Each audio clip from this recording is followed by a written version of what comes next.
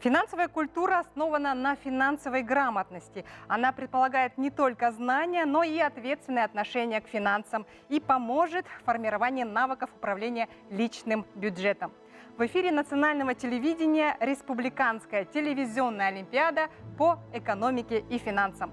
В ней принимает участие 13 школьников, выпускников образовательных учреждений республики. И только один из них покинет нашу студию с правом зачисления на целевое место в финансово-экономический институт Северо-Восточного федерального университета по направлению экономика, финансы и кредит. В этом году Олимпиада проводится в 12-й раз, а в 2023 году этот телевизионный проект стал победителем федерального конкурса проектов «Бюджет для граждан» правительства Москвы в номинации «Лучшее ивент-мероприятие».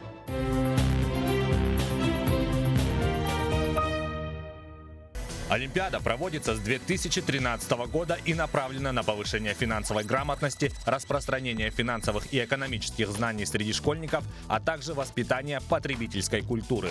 К участию в Олимпиаде допускаются учащиеся 9, 10 и 11 классов общеобразовательных школ республики. Олимпиада проводится в 3 этапа. Первый этап – муниципальный заочный, второй этап – республиканский заочный, третий этап – республиканский очный. Муниципальный этап включает в себя выполнение тестов и решение задач, по итогам которых определяются победители из каждого муниципального образования Якутии. На втором этапе от участников требуется написание творческого эссе на русском языке по финансовым и экономическим темам. На данном этапе определяются 10 участников, которые допускаются к финалу.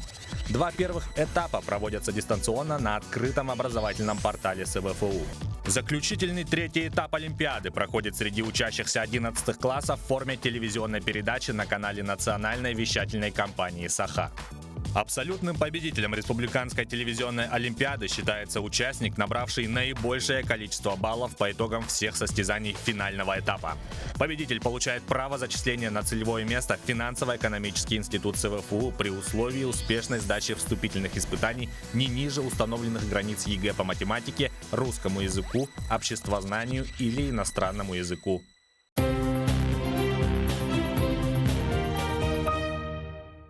В сегодняшнем заключительном этапе принимает участие 13 финалистов, которые стали победителями 2 заочных этапов.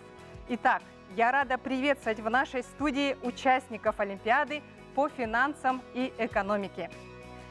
Николай Алексеев, Качекатская средняя школа имени Барашкова, Хангаласский улус. Николай с детства увлечен историей и обществознанием и в будущем мечтает работать в сфере юриспруденции, однако неотъемлемой частью нашей повседневной жизни он считает экономику. Вероника Борисова, Покровская средняя школа номер 3, образовательный центр с углубленным изучением отдельных предметов Хангаласский улус. Активная участница и призер различных олимпиад и конкурсов, в свободное от учебы время увлекается чтением книг, рисованием и музыкой. Нарьяна Бурцева, Крест-Хаджайская средняя школа имени Охлопкова, Тампонский улус.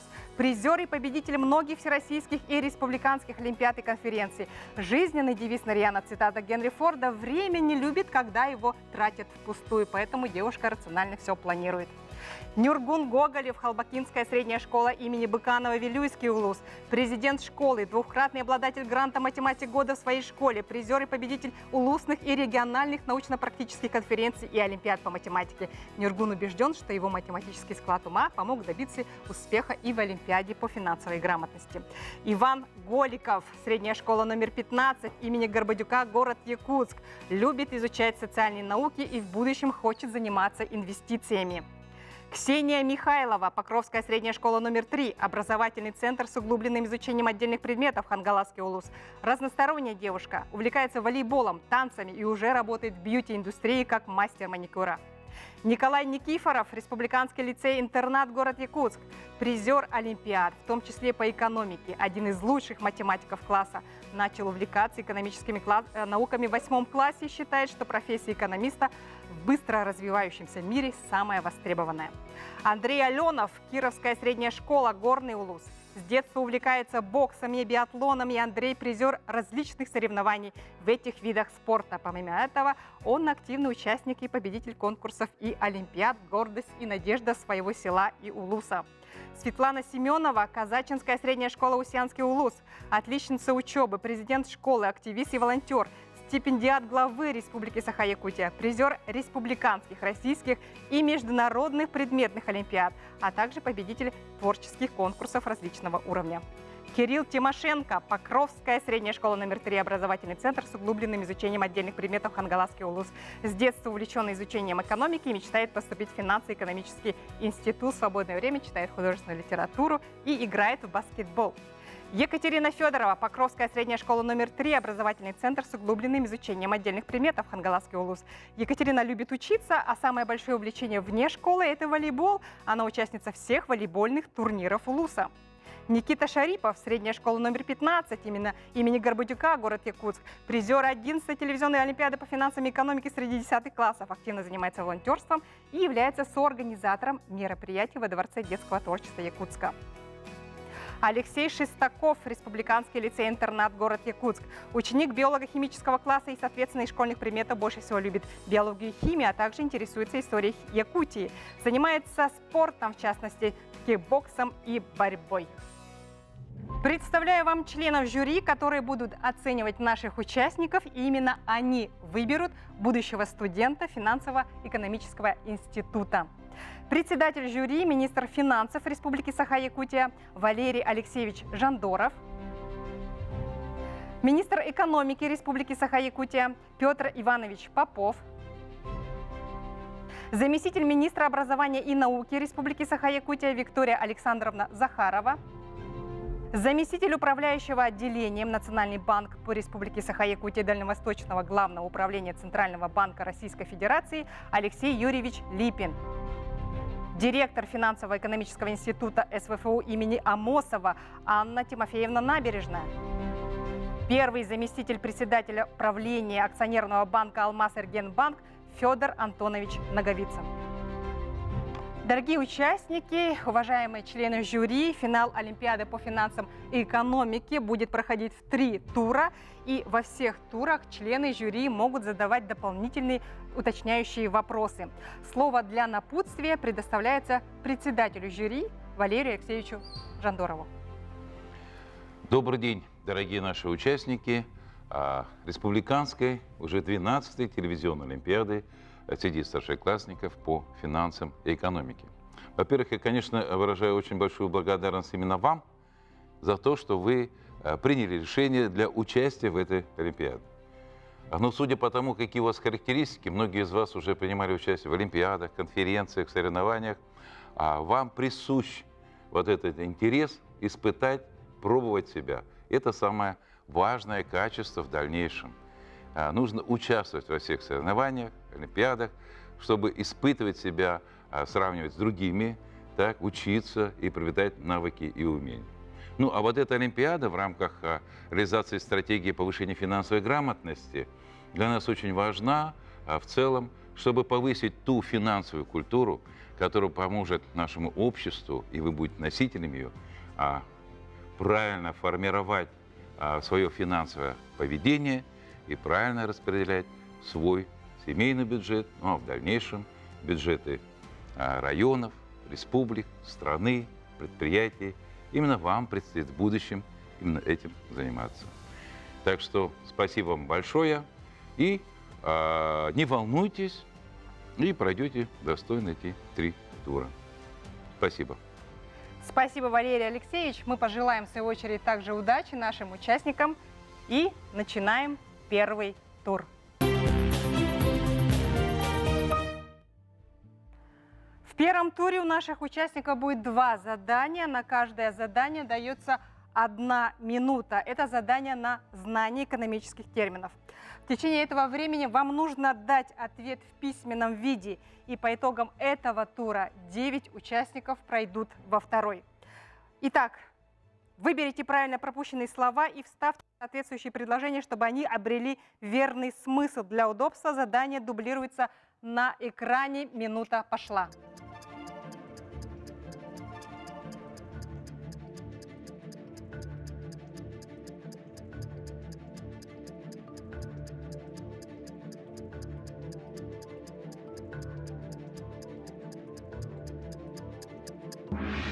Время истекло. Отложите свои ручки и сразу же приступаем к заданию номер 2. Вам необходимо составить название валюты, их также 5.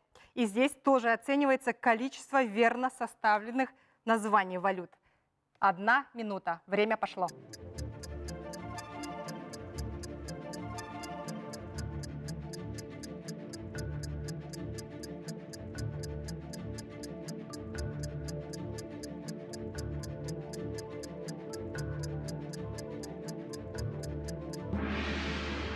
Время истекло, минута прошла, отложите свои ручки, а наших помощников я прошу помочь собрать папки и передать их членам жюри.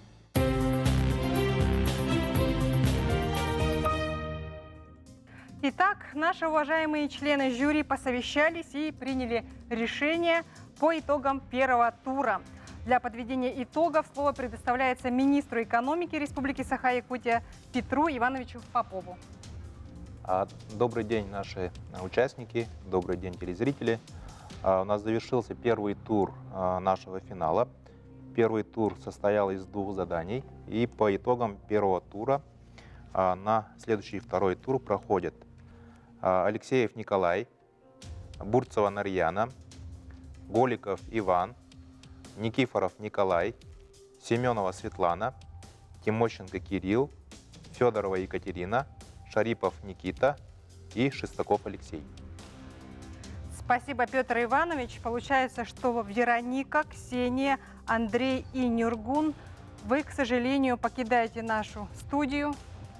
Всего вам хорошего. Спасибо вам за участие. Не унывайте, вы обязательно добьетесь своих целей.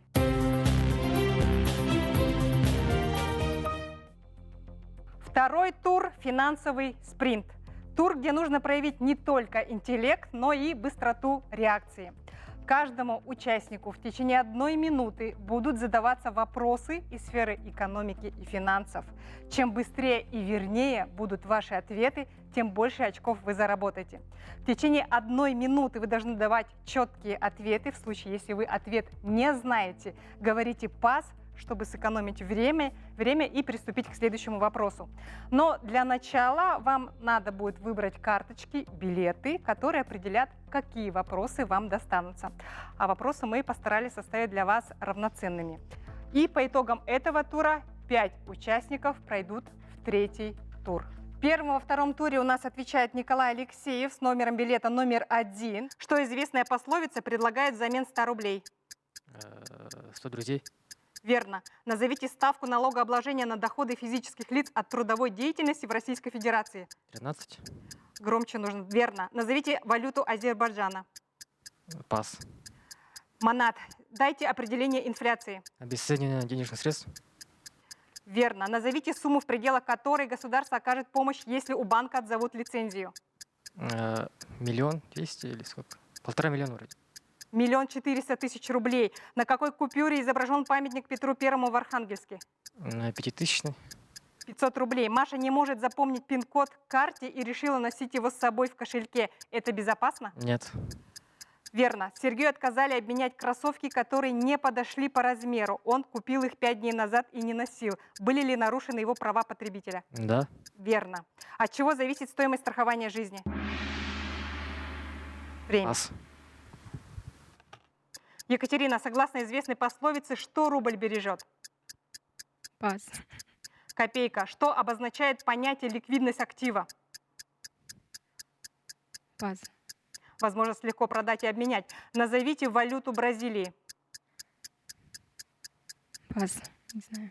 Бразильский реал. Назовите, как называется процесс обратной инфляции, то есть когда мы наблюдаем не рост, а снижение цен. Дефляция. Верно. Назовите ставку налогообложения на доходы от выигрышей и лотерей, проводимых в целях рекламы. Пас. 35%. На какой купюре изображен мост на остров Русский во Владивостоке? 100. Не услышала? Пас. Не знаю. 2000. На обратной стороне банковской карты записаны 3 цифры. Это секретный код. Почему нельзя сообщать секретный код карты? В случаях безопасности. Нет? Верно. Вернувшись из отпуска, я не успеваю задать этот вопрос. Минута прошла. Месяц школьных базаров. Пас. Август. Что такое криптовалюта? Цифровые деньги. Виртуальные деньги. Способ оплаты товаров и услуг, при которых платеж выполняется не полностью, а по частям. Рассрочка. Верно. Деньги используются в качестве посредника в обращении товаров. Назовите эту функцию денег. Пас. Средства обращения обмена. На какой купюре изображен памятник паруснику Маньчжур? 1000. Верно. Вите позвонил мужчина, сказал, что он из банка, где обслуживается Витина карта, и просит сообщить номер карты, срок ее действия и CVV в целях защиты от мошенников. Что делать Вите? Заблокировать его. Верно. Назовите валюту Аргентины. Пас. Аргентинская песо. Можно ли сделать возврат купленного лекарства? Нет. Верно. Объясните сущность понятия страховой риск. Пас. Предполагаемое событие, на случай наступления которого не проводится страхование, время вышло. Светлана, если банк одалживает деньги под проценты, как это называется? Кредит. Верно. Назовите валюту Болгарии. Пас. Болгарский лев. Бюджетный дефицит – это Пас. недостаток товаров, услуг или ресурсов. Если снижается курс национальной валюты, кому это выгодно? Импортерам или экспортерам? Экспорт. Верно. Назовите номинал купюры, на котором изображен космодром «Восточный». Пас. 2000. У вкладчика несколько вкладов в разных банках, которые прекратили деятельность. Сколько он может получить по системе страхования вкладов? Столько, сколько было, но не больше 1400. До 1 миллиона 4 тысяч рублей в каждом банке. Что, согласно известной пословице, куры не клюют? Деньги. Верно. Можно ли сделать возврат купленного нижнего белья? Нет. С какой целью создается страховой капитал? И вы не успеваете ответить на этот вопрос. Кирилл, как называются обязательные платежи государству? Налог. Верно. Продолжите известную пословицу «дружба дружбой, Пас. а денежки врозь». Назовите валюту Дании. Пас. Крона. Кто такой эмитент? Пас. Компания, выпускающая ценные бумаги. Какой тип налогового вычета Мария может использовать, если она работает учителем и имеет 2 детей 6 и 8 лет? Пас. Стандартный вычет. На какой купюре изображен Санкт-Петербург? 100. 50 рублей. Оля решила расплатиться в кафе «Карта». Официант пытается унести ее куда-то для оплаты. Что делать Оле? Вернуть карту. Так, жюри посчитает. Вы купили в магазине духи, и они вам не понравились. Можно ли сделать в магазине возврат купленных духов? Нет. Верно. Кто платит страховые взносы в коммерческом страховании? Пас. Сами застрахованные лица, и время вышло. Алексей, продолжите известную пословицу. Тот без нужды живет, Пас. кто деньги бережет. Как называются деньги в других странах? Пас. Валюта. Назовите валюту Венгрии. Пас. Форинт. Какова цель повышения ключевой ставки Центрального банка?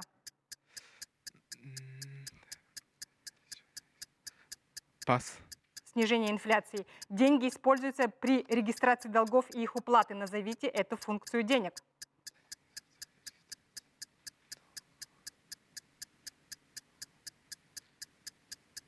Не, пас.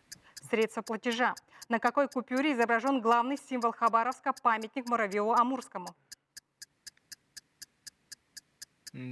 5-рублевый? Какой купюре? Пас. 5000 рублей. Что такое фишинг? Ладно, И вы не успеваете ответить на этот вопрос. А это способ воровства персональных данных через интернет. Никита, какие деньги родители выделяют своим детям? Карманные. Верно. Как называется запас иностранной валюты, находящийся в распоряжении Центрального банка? Пас. Валютный резерв. Назовите валюту Кореи. Вона. Верно. Что такое облигация? Ценная бумага. Верно. Какой тип налогового вычета Мария может использовать, если она произвела расходы на лечение ребенка? Медицинский.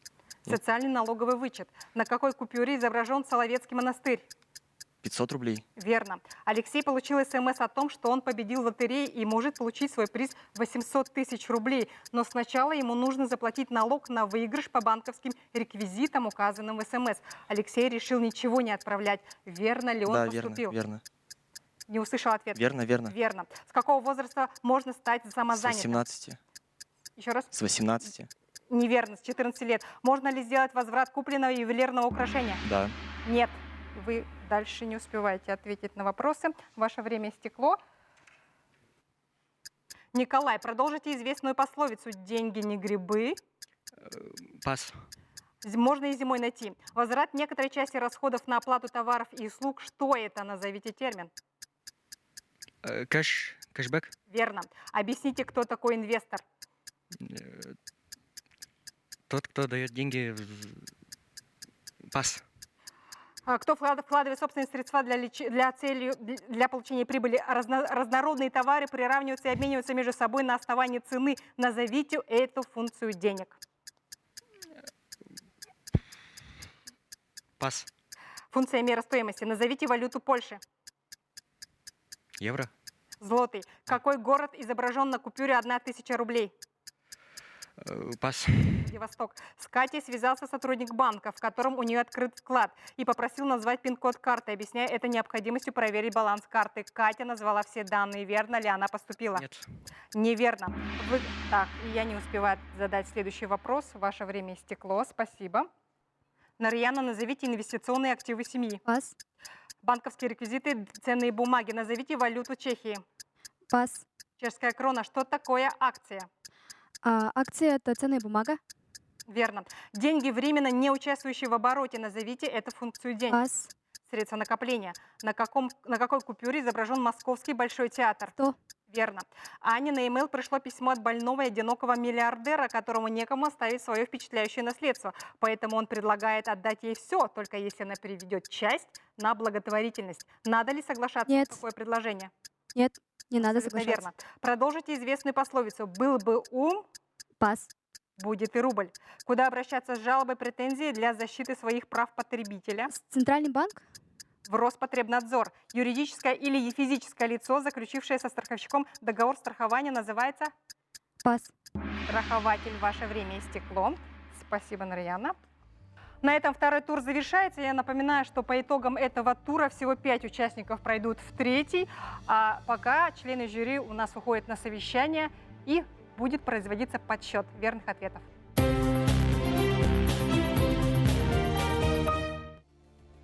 Для подведения итога второго тура слово предоставляется заместителю управляющего отделением Национальный банк по Республике Саха-Якутия Дальневосточного главного управления Центрального банка Российской Федерации Алексею Юрьевичу Липину.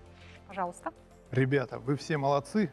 Это было круто. Я предлагаю вам немножко быть повеселее. Это конкурс, но, к сожалению, дальше проходят не все.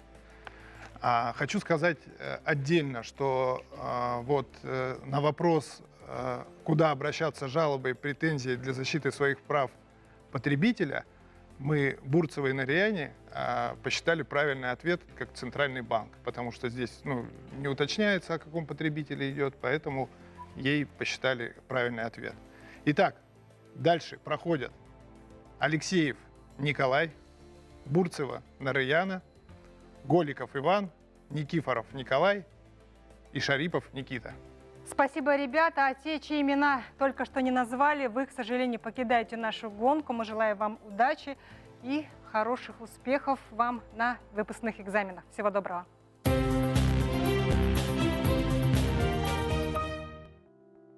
Итак, мы начинаем третий тур. Спич-финалиста. У нас 5 участников. По информации Министерства внутренних дел по Республике Саха-Якутия, общая сумма ущерба, причиненная дистанционными мошенниками жителям Якутии за 2023 год, превысила 946 миллионов рублей. Всего зарегистрировано 2206 фактов дистанционного обмана граждан и 713 случаев неправомерного списания денег с карты. Именно поэтому темой третьего заключительного тура была выбрана тема «Как я использую знания и инструменты по финансовой грамотности в своей повседневной жизни». Каждому спикеру дается по 1 минуте.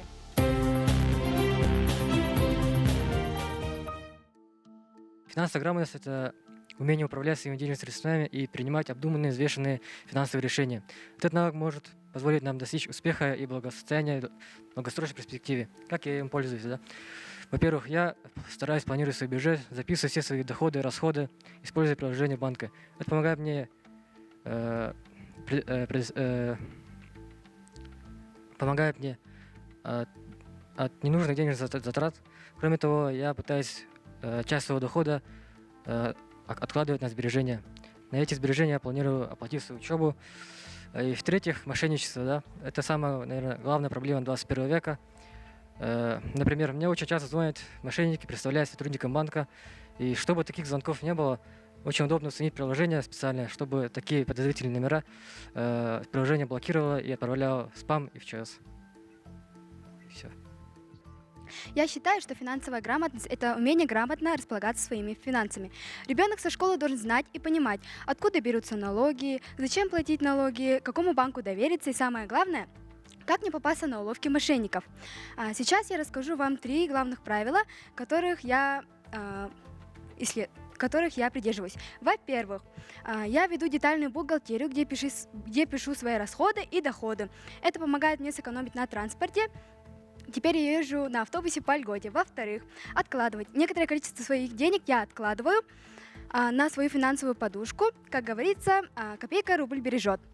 В-третьих, не совершать никаких спонтанных покупок. Теперь в магазин я хожу только с определенным списком. Я считаю, что все эти знания критически важны в век рыночных отношений. Я уверена, что, становясь финансово грамотной, я становлюсь полезной для общества, для экономики республики и страны в целом. Спасибо за внимание.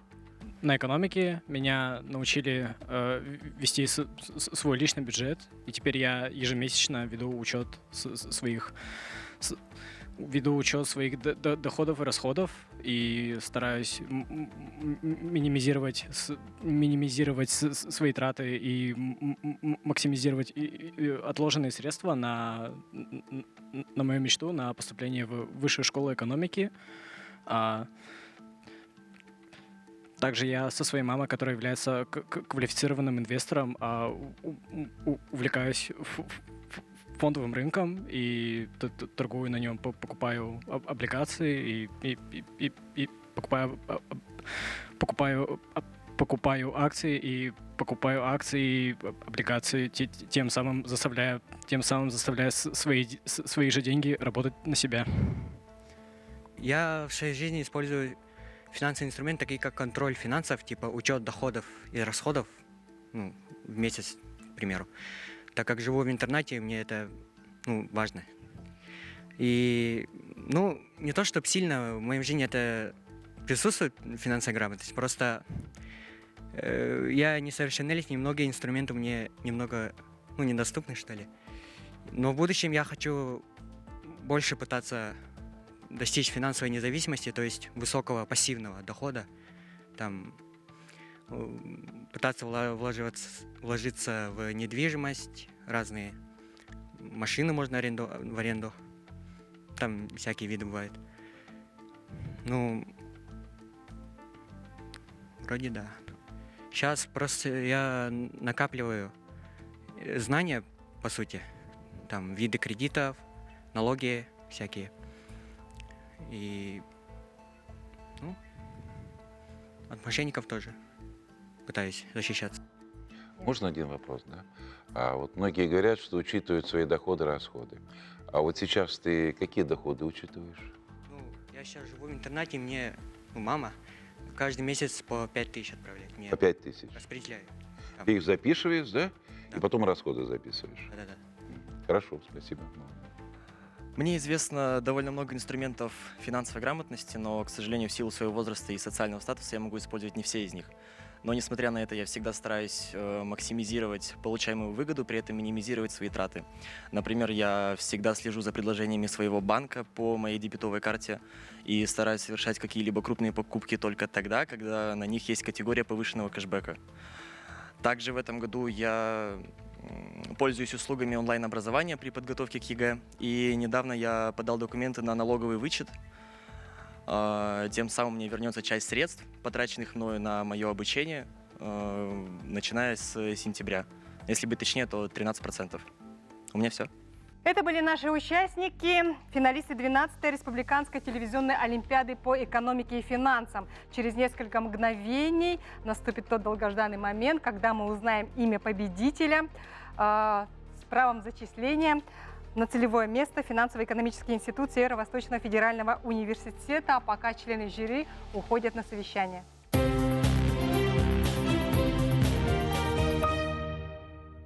Что ж, имена победителей телевизионной олимпиады определены, но прежде позвольте озвучить, кому по итогам этого состязания предназначаются специальные призы. Номинация от Министерства экономики Республики Саха-Якутия «Эрудит экономики». Слово предоставляется министру экономики Петру Ивановичу Попову. Пожалуйста. Дорогие ребята, я вас всех поздравляю с тем, что вы прошли на этот финал, прошли сегодня сложнейшие испытания и достойно, хочу сказать, прошли это испытание. Ну и хочу вам пожелать, чтобы вы успешно сдали свои единые государственные экзамены и поступили в то учебное заведение, в которое сейчас планируете поступить. Мы, Министерство экономики, при поддержке тоже нашей республиканской, одной из больших финансовых компаний РИК+, учредили специальный приз, который называется «Эрудит экономики». И наш приз, сертификат от компании ДНС, подарочный на 25 тысяч рублей, я хочу вручить Семеновой Светлане. Светлана приехала к нам издалека, из села Казачье, Устянского района. Поздравляю с вами. Поздравляем, Светлана. Спасибо, Петр Иванович. Слово предоставляется заместителю управляющего отделением Национальный банк по Республике Саха-Якутия Дальневосточного главного управления Центрального банка Российской Федерации Алексею Юрьевичу Липину. У Алексея Юрьевича 3 номинации. Пожалуйста. Ну что, дорогие друзья, все позади, можно выдохнуть, как вам, так и нам. Это был нелегкий выбор, мы долго совещались, но тем не менее пришли к правильным, надеюсь, вариантам, которые мы выбрали. Итак, ребята, в номинации победитель в номинации «Мастер финансовых терминов» награда вручается Борисовой Веронике.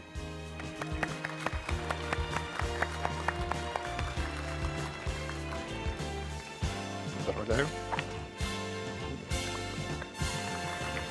Поздравляем, Вероника.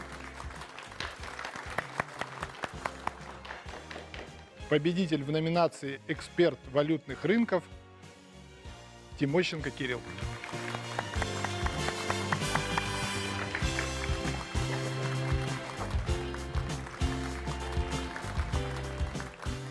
И победитель в номинации «Финансовый спринтер» Алексеев Николай.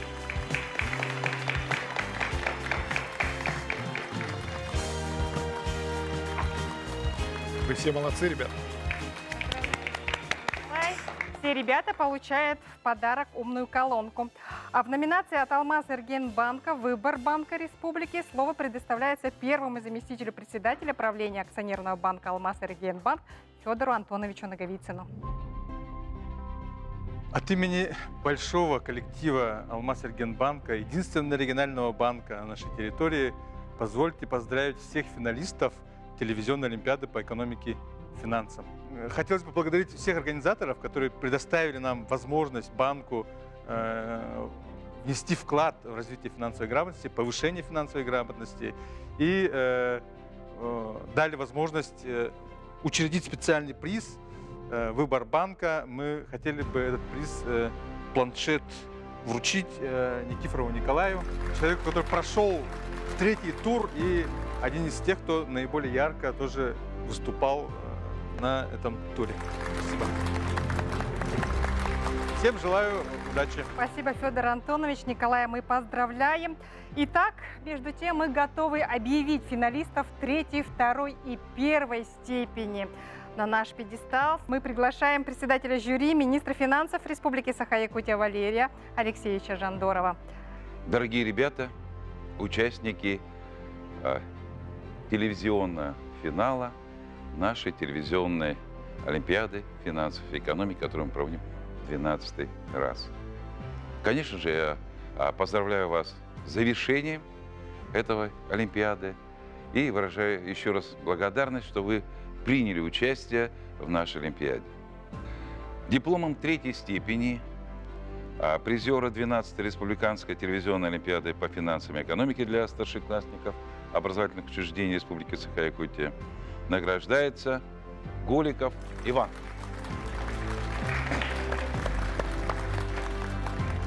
Поздравляю.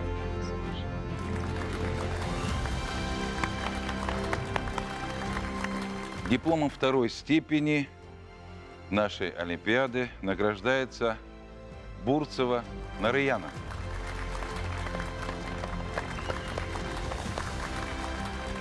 Поздравляю.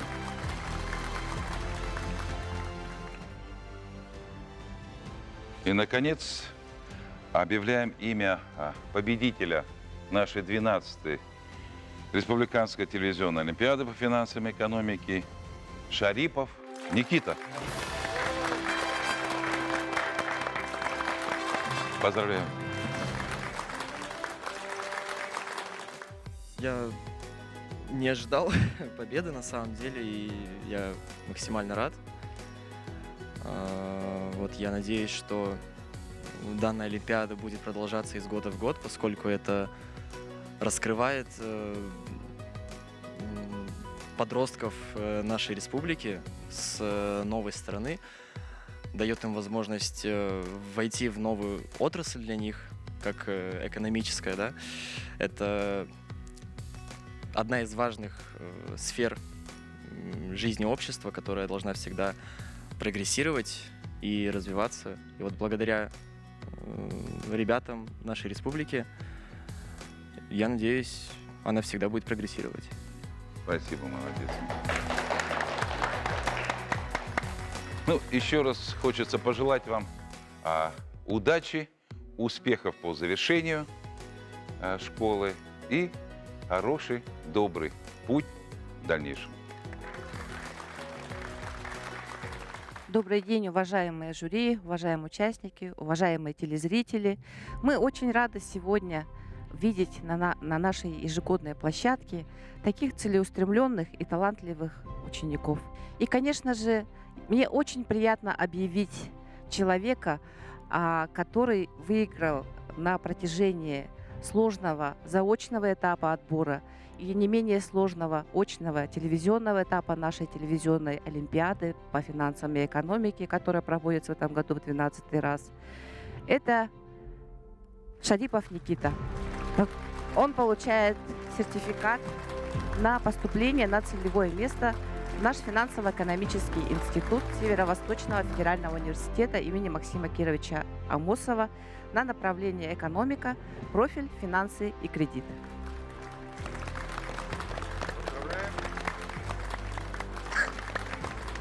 Еще раз поздравляем Никиту с победой, а также всех ребят, которые дошли до финала. Вы справлялись со сложнейшими заданиями в отборочных турах. И сегодня в эфире национального телевидения боролись в финальных заданиях. Наша телевизионная олимпиада подошла к концу. Ни пуха, ни пера вам на выпускных экзаменах. И всего самого хорошего.